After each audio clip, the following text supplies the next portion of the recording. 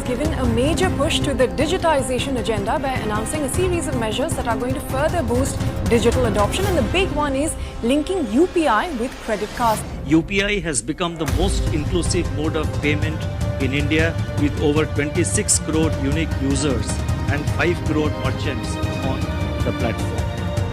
On 8 June 2022 जो reserve bank of India है उन्होंने ये अलाउ कर दिया सारे क्रेडिट कार्ड को कि वो हर एक यूपीआई प्लेटफॉर्म से कनेक्ट हो सके। इसका मतलब अगर आप थोड़े दिनों में रुपी का क्रेडिट कार्ड बनाते हो तो जो आप क्रेडिट कार्ड का जो ट्रांजैक्शन है वो आपके यूपीआई पे कर सकते हो।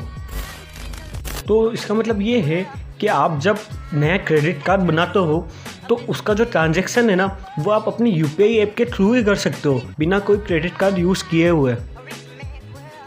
और जैसे ये न्यूज़ बाहर आई पब्लिक में तो ये एक बड़ी सेंसेशनल न्यूज़ बन गई। हर एक न्यूज़ चैनल इस न्यूज़ को कवर कर रहा था और सब लोडिंग कर रहे थे एनपीसीआई से। और ये मूव इतना बड़ा था कि ये एक तरफ तो पूरा जो भी इंडिया का क्रेडिट मार्केट है उसको अपनी साइड ले रहा था और दूसरी तरफ ये जो जितने भी बड़े बड़े visa and master card company हैं उनके लिए भी थ्रेट बनता जा रहा था। अब क्वेश्चन ये है कि क्रेडिट कार्ड का यूपीआई से लिंक होना इतना रिवोल्यूशनरी कैसे हो सकता है और कैसे ये ऑर्डिनरी पीपल जैसे कि आप, मैं और कई हज़ार लोगों की लाइफ चेंज करेगा या फिर स्मॉल बिजनेस को चेंज करेगा। इन सबको समझने के लिए हमें पहले समझना पड़ेगा कि ये जो कार्ड सिस्टम है ये कैसे काम करता है। लेट्स से मेरे पास HDFC वीज़ा कार्ड है जिसकी क्रेडिट लिमिट है 1 लाख रुपये और एक एलन पॉली है जो कि एक क्लोथिंग मर्चेंट है उसका अकाउंट है ICICI।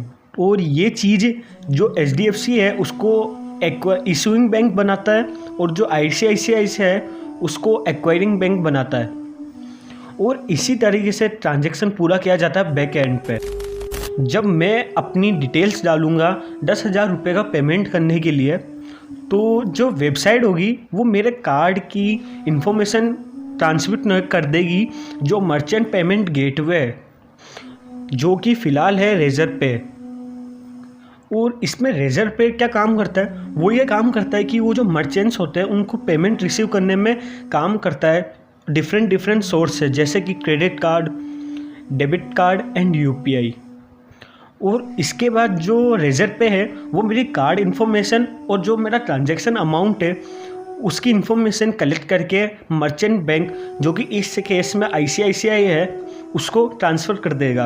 और इसके बाद जो बैंक है मर्चेंट बैंक वो मेरी जितनी भी क्रेडिट कार्ड की इन्फॉर्मेशन है वो सब आगे फॉरवर्ड कर देगा जो मेरा क्रेडिट कार्ड नेटवर्क है जो कि है वीज़ा।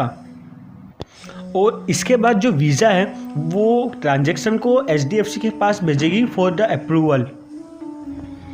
और अगर मेरा कार्ड ब्लॉक हुआ तो ये ट्रांजैक्शन डिक्लाइन हो जाएगा और या फिर मेरे पास इतना अमाउंट नहीं हुआ जितना अमाउंट का मैं ट्रांजैक्शन कर रहा हूँ तो भी ये ट्रांजैक्शन ब्लॉक हो जाएगा।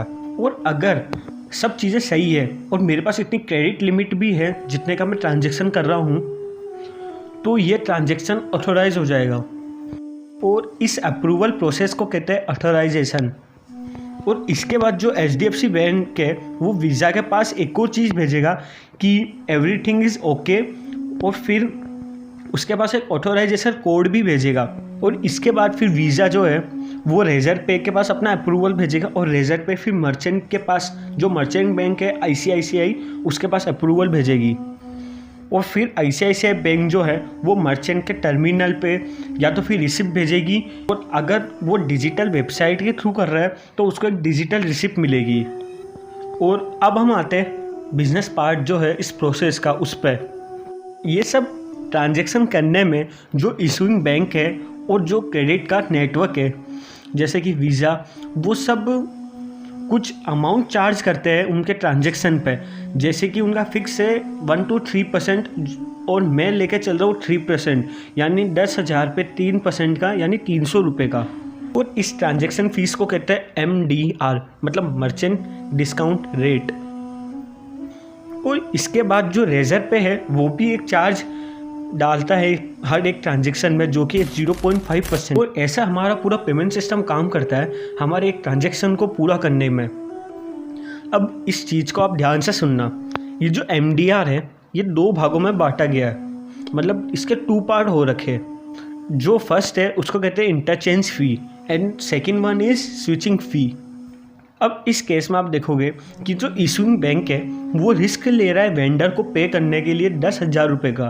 तो अब जो इशूइंग बैंक है उसको भी अपनी डी रिस्क करने के लिए कुछ ना कुछ तो वैल्यू ऐड करनी पड़ेगी ना। इशूइंग बैंक जो है वो मर्चेंट बैंक पे एक फ़ी चार्ज करेगा जिसको कहते हैं इंटरचेंज फ़ी। और इस पूरे प्रोसेस को करने में भी जो वीज़ा है वो भी बहुत ज़्यादा ही खर्चा करता है पूरे इंफ्रास्ट्रक्चर और सर्विस को मेंटेन रखने के लिए। और इसलिए ही वीज़ा भी जो इशूइंग बैंक है उस पर फ़ी चार्ज करता है जिसको कहते हैं हम स्विचिंग फ़ी। इसलिए MDR कोई एरा गिरा डिडक्शन नहीं है, ये एक इम्पोर्टेंट पेमेंट है। और ये जितनी भी फीस है ना ये सब डिडक्ट होती है मर्चेंट के रेवेन्यू से, इसलिए इसको कहते हैं मर्चेंट डिस्काउंट रेट। और लेडीज़ एंड जेंटलमैन, इसी में ही सबसे बड़ा कंसर्न आता है हमारे इंडिया के जितने भी मेजर प्लेयर हैं उनका।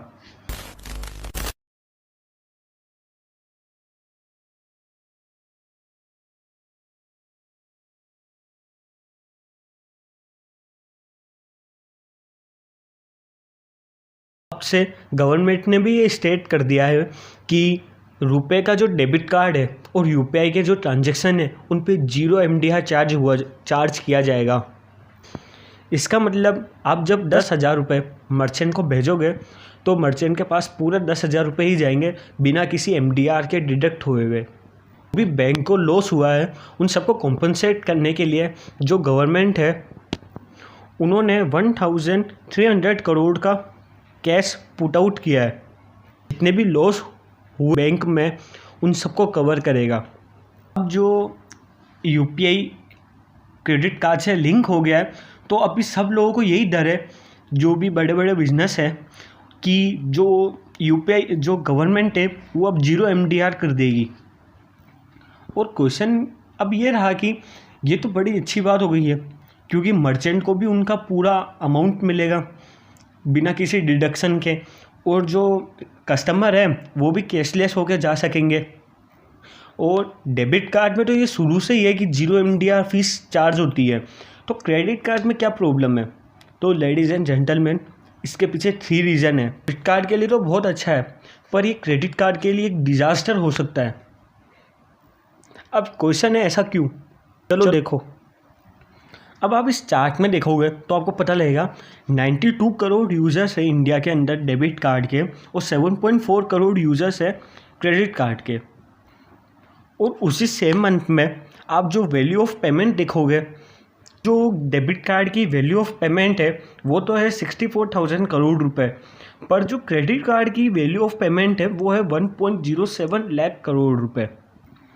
और अगर आप एवरेज स्पेंडिंग देखोगे डेबिट कार्ड और क्रेडिट कार्ड यूज़र के बीच में, तो जो डेबिट कार्ड यूज़र है वो पर महीने 700 रुपये पर कार्ड खर्च करता है और जो क्रेडिट कार्ड यूज़र है वो 14,500 रुपये पर मंथ पर कार्ड यूज़ करता है।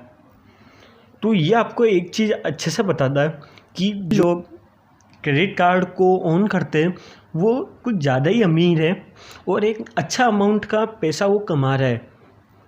अब एक चीज़ माइंड करना कि मैं ये नहीं कह रहा कि जो डेबिट कार्ड यूज़र्स है वो पुअर है, कह रहा हूँ कि जो कार्ड की जो स्पेंडिंग कैपेसिटी है वो क्रेडिट कार्ड के मुकाबले बहुत कम है।